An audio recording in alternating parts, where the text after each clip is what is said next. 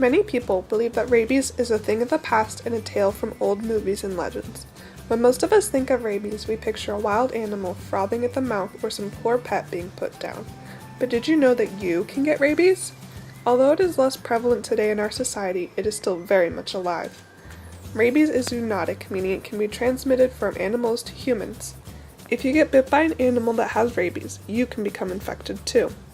Once symptoms show, it is almost always fatal, but fortunately, it is 100% preventable. There's simple ways to make sure you don't wind up dead.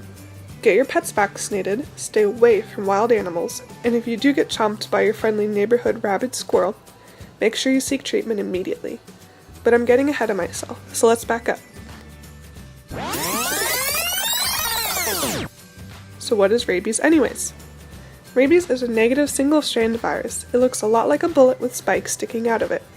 It has an inside and an outside to it. The inside has a protein core, while the outside is where the spikes are. Rabies is a lysovirus, in which humans, mammals, and other vertebrates are common hosts.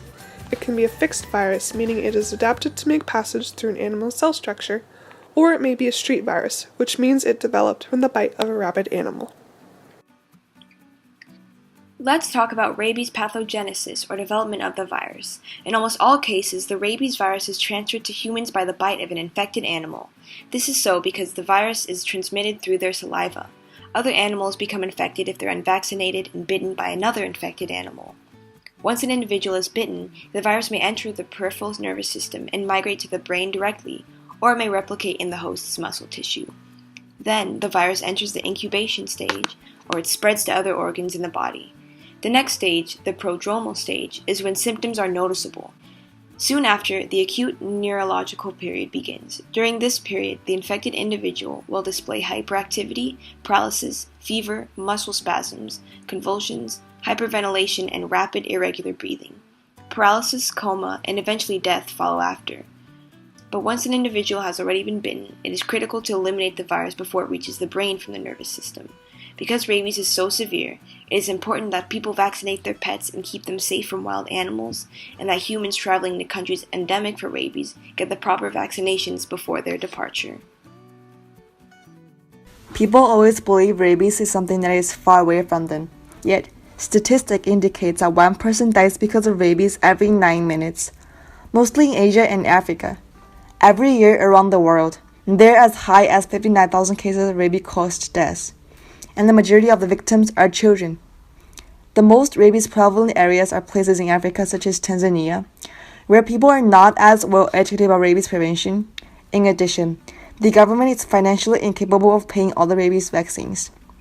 Another outstanding reason of the high rabies infection rate in Africa is the presence of densely populated areas of wild animals.